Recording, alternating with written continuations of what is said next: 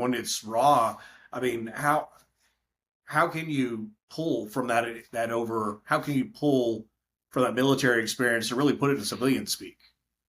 Yeah, it's interesting. I think you're right though. There's a lot, no matter what your job is, like people, anyone who goes through boot camp, and it doesn't matter your service. Like I feel like boot camp alone can give you a resume, right off the bat. And it doesn't matter what service you're in, whether it's 8 weeks in the Air Force or 13 with the Marine Corps.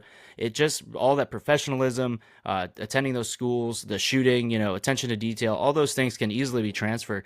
And that's what I loved about real estate specifically. Like you said, a lot of skills in the military would make great agents. And it was for me, a light bulb went off. I've said I actually was gun ho about really pushing a program where we not only introduce the idea of being an agent, but to give them during their transitional time. When they get out, you do like taps. It's like 2 to 3 months out. You have to do all these classes, basically learn to be a civilian again.